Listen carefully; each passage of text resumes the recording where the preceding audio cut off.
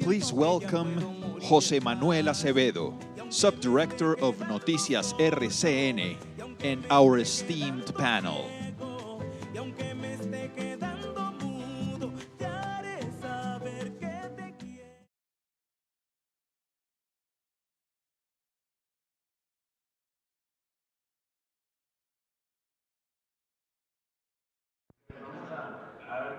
Let's start this last panel, the last session of Concordia. Of course, answering the invitation of its organizers and the panelists that kindly accepted this subject that sometimes doesn't deserve more explanation than the one that already has, which is the populism. Clearly, we cannot talk about populism without having in mind one of the most tragic and anti-democratic cases in Latin America in the last year as the Venezuelan case. With your permission, I would like to introduce this panel with a short video that María Corina Machado sent us, and is really important leader in Venezuela. And of course, she is showing in the best way the populism in Venezuela.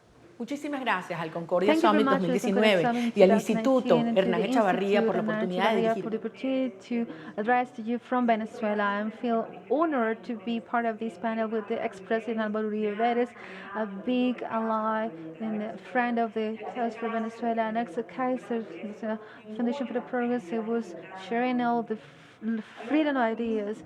Talking about the populism in Latin America without doubt implies to understand how Venezuela was getting into this position that we have right now, how the populist ideas was hiding a project of domination, a criminal that it was destroying, that is destroying a nation, which the first enemies are the freedom, the state of right and institution. And also it's important to know the role that of these state. This is the Sao Paulo Forum that was created in 91 for Fidel Castro and Lula da Silva.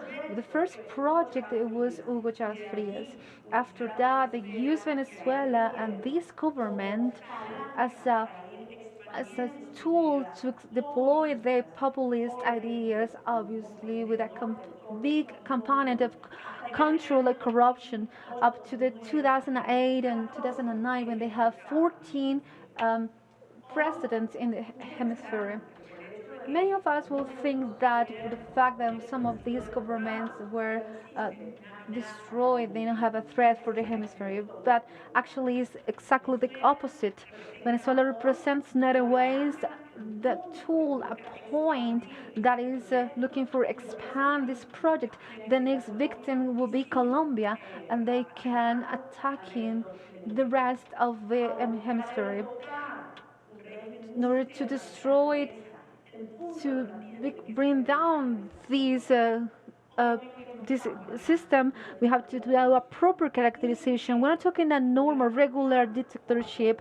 We're not talking about a dictator with the Cuban support. What is being built in Venezuela, the so-called revolution, is a system that is behind of it the criminal forces of the planet. It's a narco traffic, the ELN and FARC guerrillas going through the contraband webs of fuels, and of course the Islamic terrorism. Here in Venezuela, behind this criminal system, we have different kind of ideological, economic, financial, culture, and of course geopolitical ideologies.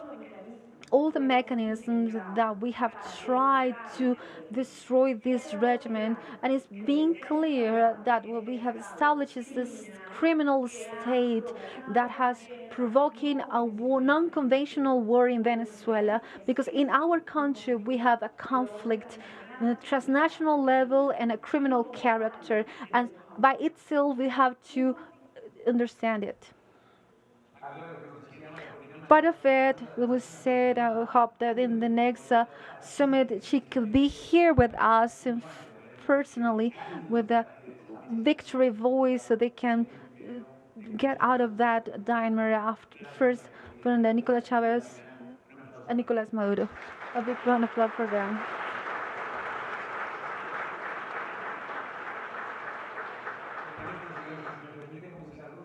Let me to start with the ex-president, something that María Machado said. I would like to know your appreciation if we have done what is enough to fight the populism after the Venezuelan case. On the contrary, we have some risk in the Venezuelan case to fight the populism in the short term. Thank you, José Manuel. I read Julio Borges and Alex. To everyone here, it's a big honor to be in Concordia. You were some kids, Matthew Sweet, when the President Bush and myself, we started Concordia in New York. My hair was still black, and there were some kids.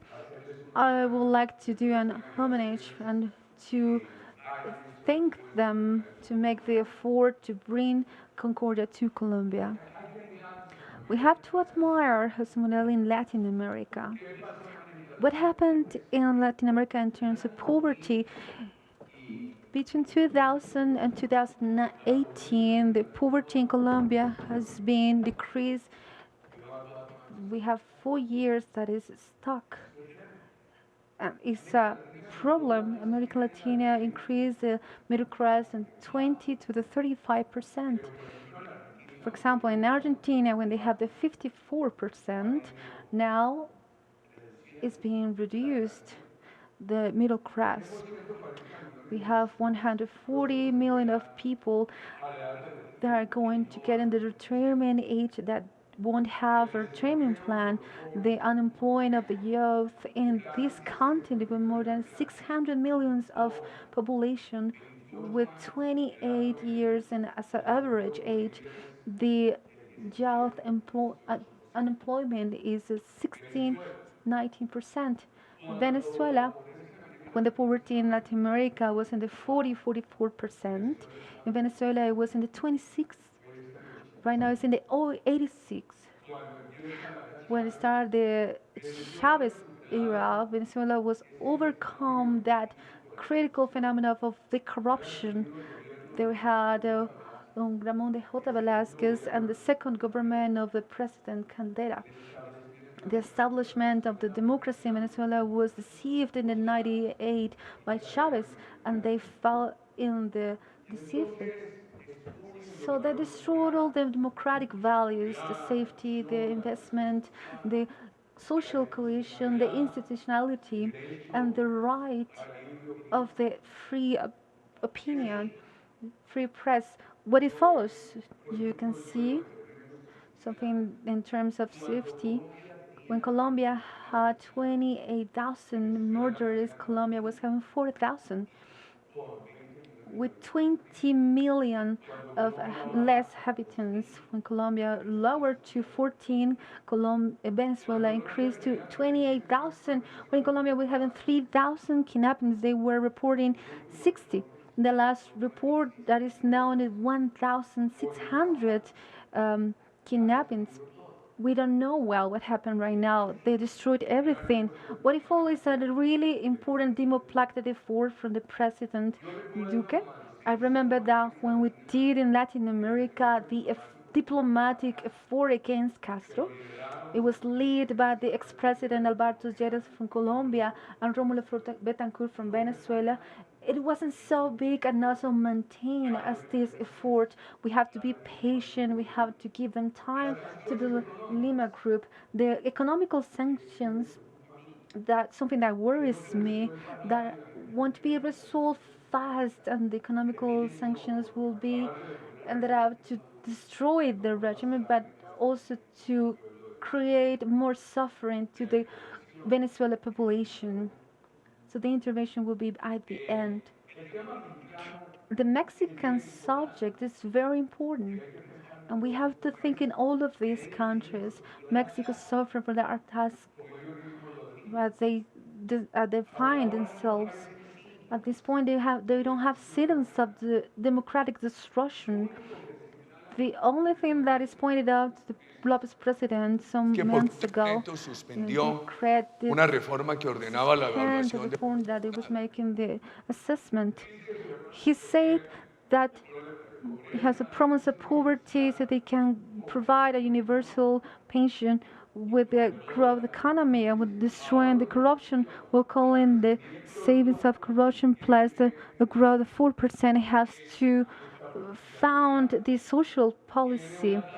They have a rate of tax that is acceptable, quite competitive.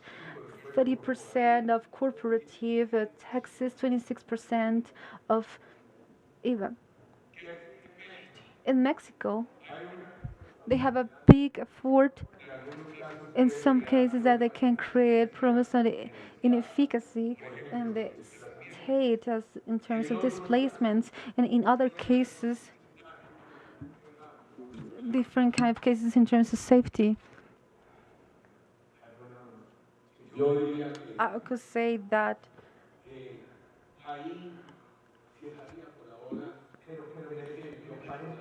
I think it's important to say, would you dare to say that López Obrador is populist? Not at this point, not yet. What do you think about that, Julio? Regarding the Mexican subject from the Venezuelan experience, which ones are the elements and those are warnings, early warnings that could be in Latin America, the signs of populism.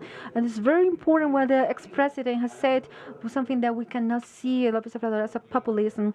Thank you very much, José Manuel. I'm President. It's an honor to share with you this panel. Also, Axel, President of La Calle, that is also here, and the Chancellor that is with us in the Lima group fighting in this battle, the democracy in Venezuela. Thank you very much to Colombians for all that they can had for our country and the free world.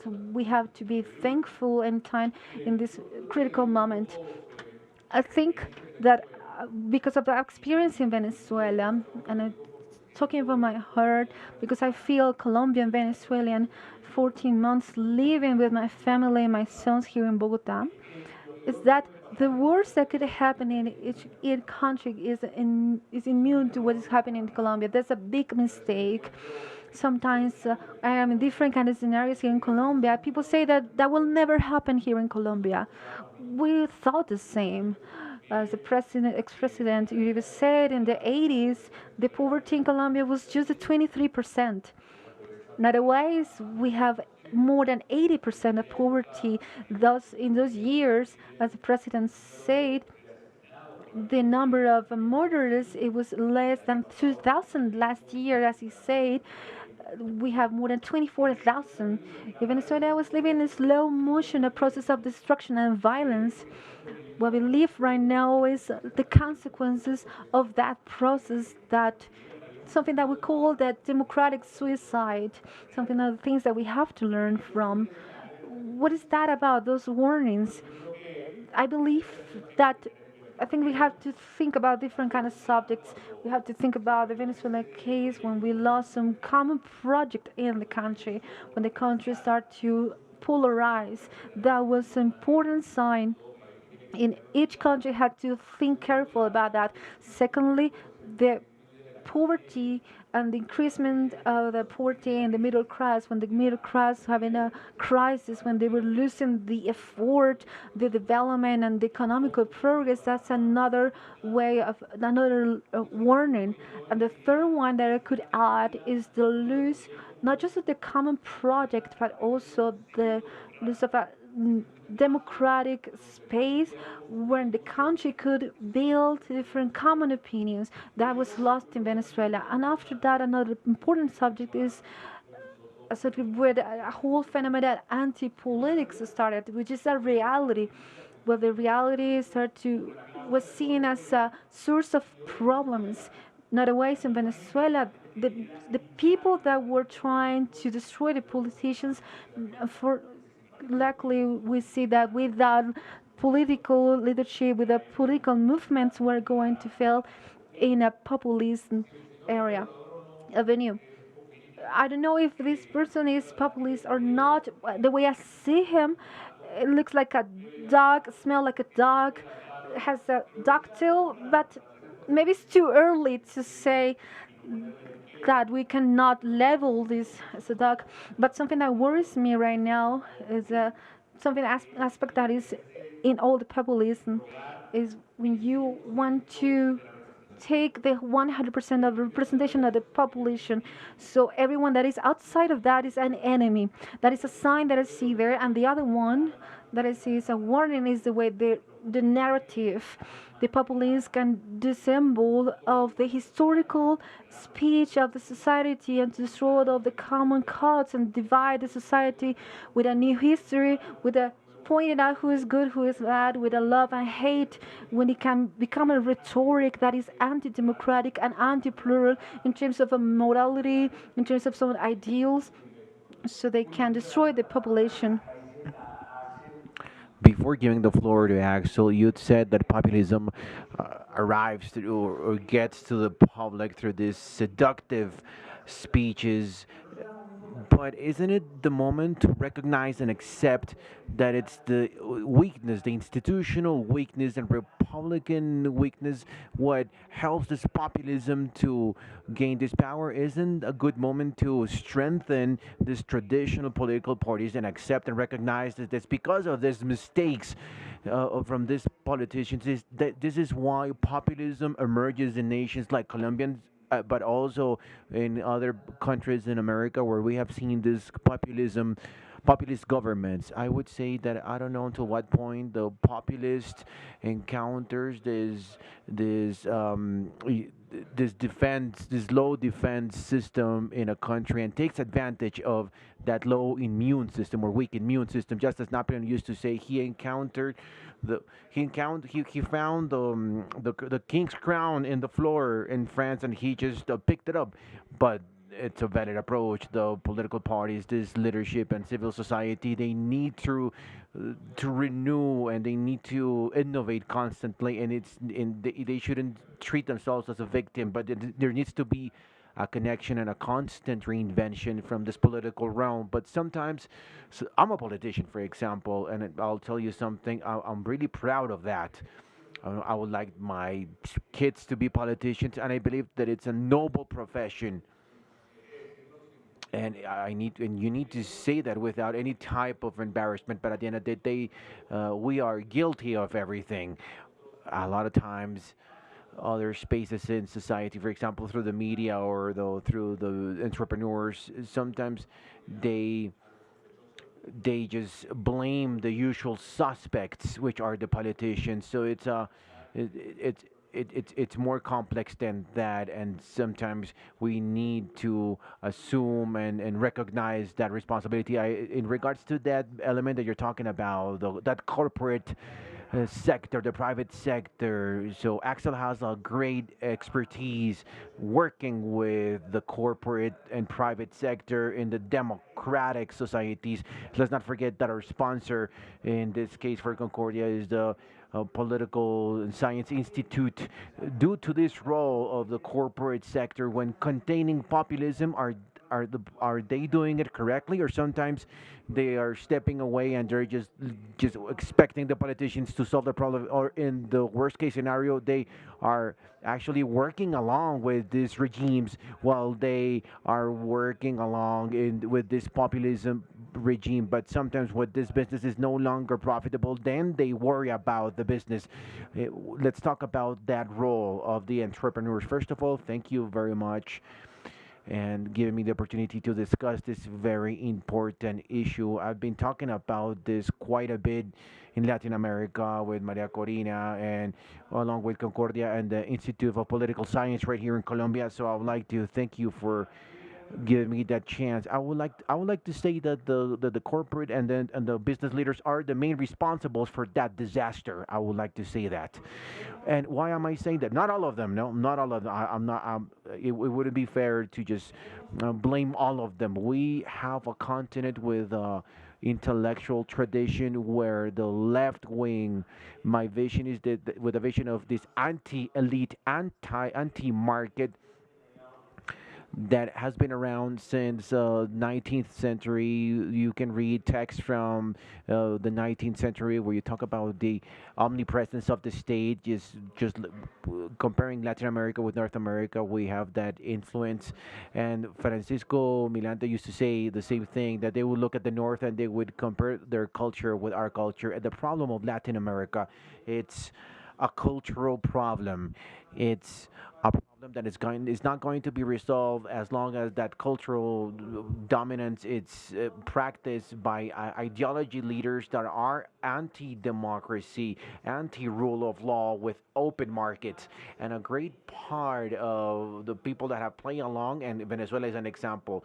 There was also an important sector of the private businesses that worked along with Chavez at the beginning. We know that. And we know this. Let me tell you why the business owners and the entrepreneurs and the corporate sector, they have a responsibility, well, a responsibility that goes beyond just the creation of wealth. It's a very important role. When you're part of a country's elite, you have a responsibility that it's also a public responsibility. And the North Americans and the Europeans understand that it's not enough with working in the private sector, doing business in an honest way, which is the ideal. And a lot of times we don't see that in Latin America. That's not enough. You need to worry about the public funds, about if we what it's with what it's going on there. It's correct. You cannot step away because just like Hyatt used to say, like the worst sectors of society that work with the power, and then they need to stop those heroes. The heroes exist, but there are not that many. They're really scarce. So we need to change that opinion climate. That's why we were saying that before. In order to do that, we need to perform a great effort through colleges and schools and in the media. And I'm going to finish with this point. I've taken an effort of studying the experts from the São Paulo Forum, Juan Carlos Monedero and Garcia Linera. And you know what they have in common along with others? All of them all of them talk about a great thinker, Antonio Gramsci. And who was him? He was the founder of the Italian Communist Party, which what his thesis, he said that the violent revolution in order to get to socialism was a mistake, and that what they needed to do a cultural revolution. It was a battle for the people's minds. That was his idea. Therefore, that needs to be included in those institutions that create that opinion and provide the legitimacy or lose it. The churches, the media, and his strategy. This was known as dominance. When your ideas are dominant, that means that within the limits of possible in a country are the ones that you have established according to your philosophy and ideology. And I would like to finish with important numbers. And if you go to the Stanford Encyclopedia of Philosophy and you look for Latin American philosophy, not a single region around the world, it's more prominent in regards to the Marxism mentality than in Latin America, and in none of them you're going to find a more important role in the case of Ramchi. So how are we going to protect ourselves from this communist threat? If when you go out to the market, what you hear is the 80% you hear a version, just one version, 20% or even less, and a lot of them are scared. Among of them, the business leaders, they're worried about such bad reputation. Okay, because they are not defending their own ideas. That's why they have a bad reputation. Then the general public corners them, and then we have a disaster. And this goes beyond Venezuela. We can mention a lot of examples in Latin America, and we're not gonna solve that problem just like that. This needs to be solved by the interested stakeholders that they really care about their nations. President Uribe, we have started with the case of Venezuela. We've talked about that Chavez axis. We moved through Mexico, and I would like you to talk about Colombia, the country that is hosting this summit. To ask you from Julio's perspective, we have a good immune system being able to resist that populism temptation that is really close to us. How do you see the situation, our situation today, in regards to that great challenge? Let me greet President Quiroga. Salud, La Calle President, and salud, Eduardo Padron from Miami-Dade College, the Chancellor Carlos Gomez, and Duque's President Duque's cabinet. How do I see Colombia's situation? I'm going to set aside my critical point of 8 years of opposition, and I'm going to try to see a photograph of today, the speech that we heard this morning of President Duque that expresses his development plan It's a speech that really stimulates the mid-term and long-term perspective. I believe that the government has everything in order to be successful in these two phases. Look what they're doing in terms of safety and their commitment against drug dealing, the tax reduction, the in investors trust, all these goals of social policies. The problem that I see is because of those social tensions in the midterm, that it's product of what came before that I do not want to discuss right now. So I believe that the country is going to have a very good result, is going to see a good result in the midterm, and President Duque is encountering problems in the short term. He announced this morning, you heard that, difficulties with the institutional court, and he needed to reduce taxes, and Colombia was the fourth nation with the highest taxes. On the other hand, all those sectors that are impacted due through different problems, all of them are asking for help. On the other hand, the risk raters are telling them you cannot spend. They're asking them to do all sorts of things. So I am confident that these short-term difficulties, they're gonna be able to work them out, and I'm really, really, I know I'm really committed, and I know that this is going to work out. And let me say something else. Along with Axel, I absolutely agree in regards of how Marxism has opened up more doors in Latin America. Today, that speech in a lot of Latin American universities, the same speech of the 70s, the same narrative when we couldn't see those possibilities of the state of law, but they forced us to choose from communism from Russia, or from Mao Zedong, or from the uh, Cuban Revolution. And Castro understood that they were able to overcome this dictatorship. It was not possible to arrive to power through a violent approach. So he advised Chavez, and he told him through elections two main points through corruption, fighting corruption, and after do not have elections until you're gonna be able to control them. And then he advised him in regards to economy. He told him you need to keep two economies, and one for the poor that you're gonna be able to control, and the other economy destroy it, so that the opposition is going to be forced to leave the country. This morning they mentioned more than 3 million Venezuelans that had to escape from the country. And this was a recent problem, examining the books that have been written about Venezuela in the last few years. We can see that this Castro process wanted to start in 1959, and just a few weeks after Castro assumed, Romulo Betancourt started demanding oil. Of course, the president said otherwise, and the president kept insisting. And when, well, I had to be, I had to quit, a dissident, and the opposition said okay that I was isolating Colombia because I was not playing along with Chavez, Lula, Evo, and Correa, and the Kirchner. Uh, Something really important to think about, or even Daniel Ortega. So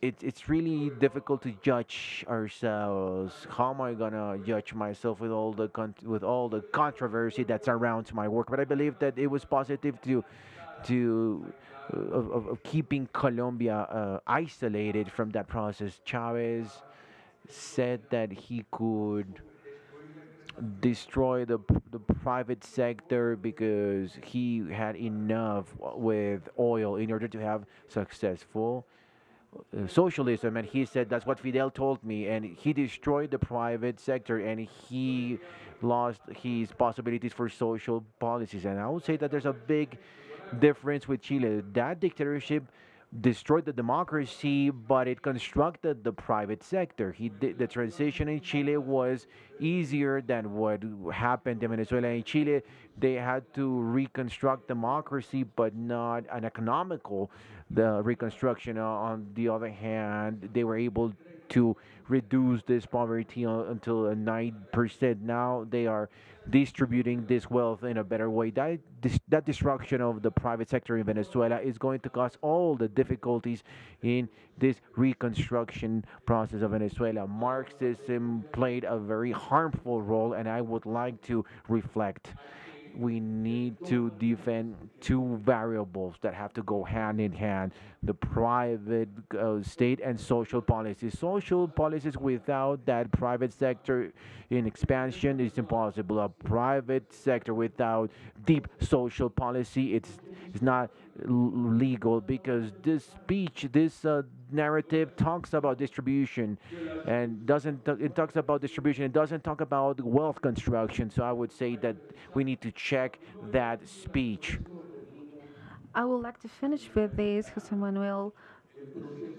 The evolution process of the middle class in Latin America, we can see that is being consolidated its growth, where the countries were having an economical sustainable.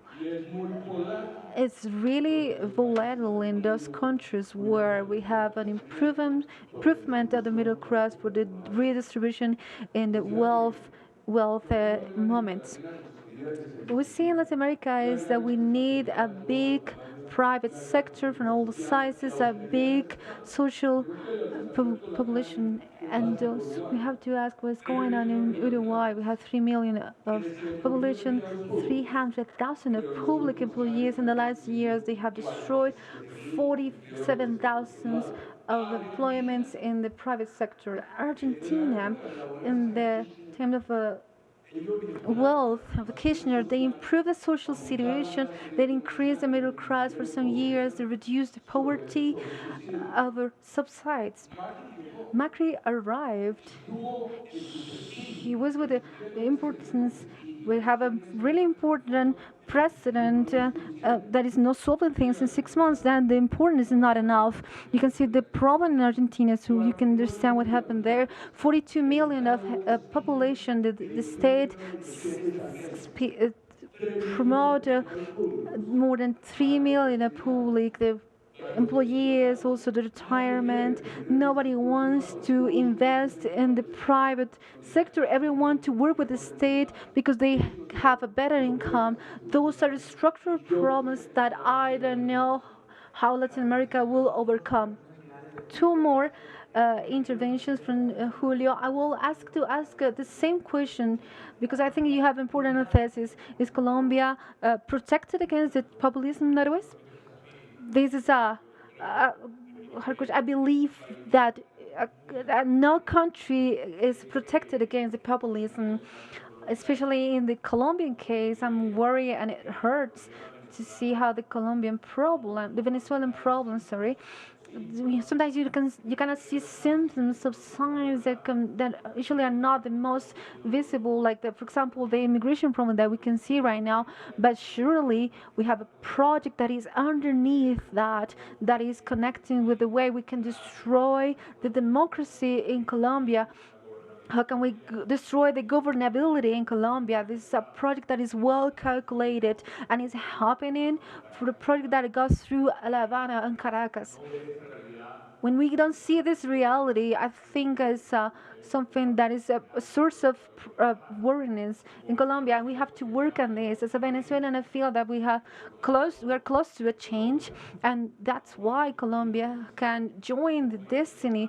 We are not brother countries, we are twins countries, so that's why we can achieve this reconstruction in Venezuela. This is our big dream. We have an important threat, but Colombia is also having an important change that is going to increase the democracy in the whole region. I repeat without stopping that this is not just a problem Venezuela. When we have the downfall of Maduro, it's not just like, it's also going to be the downfall of Cuba and the Islamic nation, and is going to open a new chapter in our history, and we're about to get this one. We're talking about populism of left wing, as we won't have any kind of populism on the right wing.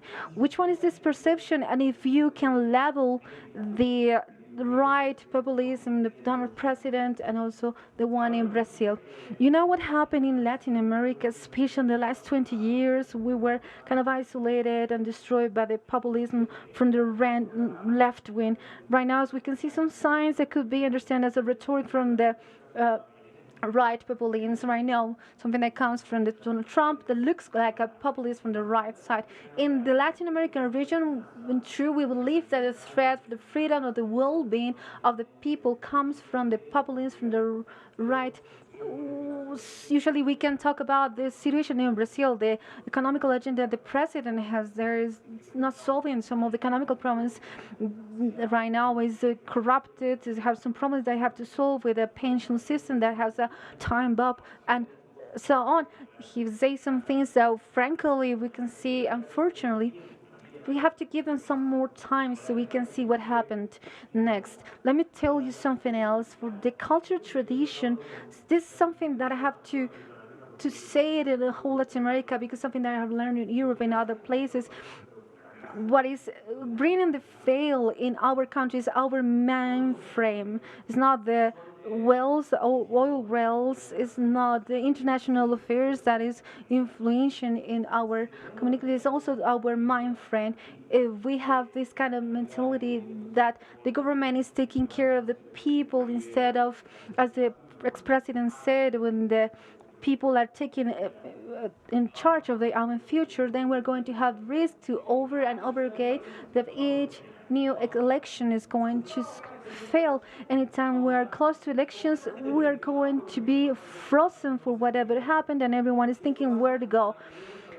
That is happening in most of the countries in Latin America. You can ask in Argentina, for example. So we have to get our own speech, the one that is going to provide legitimacy to our community, that is independent for the people and the ideologies that they have. If we have a strong law system that have an ideology that is not with the constitutional state but also is stayed in the right wing, then they will have a basic problem that they cannot fix. So that is a point that we cannot make our blind eye to it.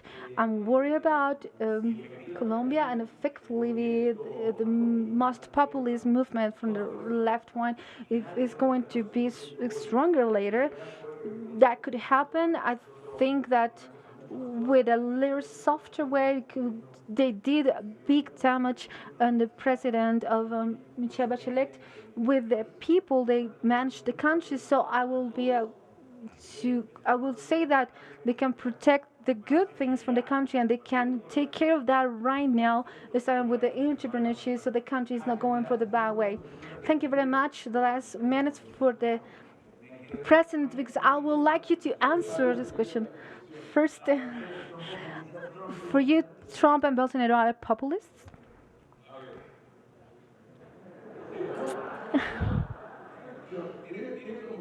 Let's see, I was super careful with the Mexican subject.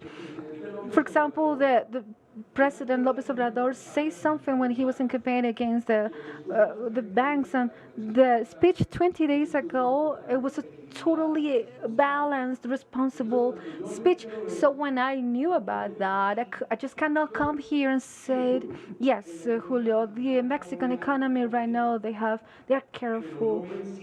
But you cannot see symptoms of an economical destruction like the one in Venezuela. With the same care, I will talk about the presidents of the United States and Brazil. For example, the world has important difficulty in terms of the tariffs in the United States, China, India, United States, European Union, United States, Mexico. At some point, it's going to have effects and repercussions in Latin America. Today, the economy in the United States is going well. Maybe we're going to have a reheated, they will have an inflation problem before the elections. They have an era of big employment creations and increasing the wage. We have some reasons to say that maybe they are populist. I don't have the reasons with me right now. Let's give them time, as they say for the president, the Brazilian president. I wouldn't keep dividing Latin America among the right or the left. We see that democracies that are going backwards and they can keep the ball. And I have fight democratic parameters. We have saved countries, investment, social policies that are going forward, independent institutions, and freedom of opinion. We are defeating the socialists in the 21st century. We have a big risk that other schemes that are like that can arrive. They're not exactly the Chavez style, but they can block the freedom, that they are not living or enable the growth of the private sector, that won't solve the social problems. The vaccination against Colombia, the ones that the President Duque will have success even in the diplomacy leadership so to destroy Maduro. I was thinking, Jose Manuel, keep this with your mind. Sabater said many times the populism is the policy of the ones that are deceived. So we have to have a lot of responsibility in the political exercise to stop these situations. It's been a big honor to be here. Thank you very much.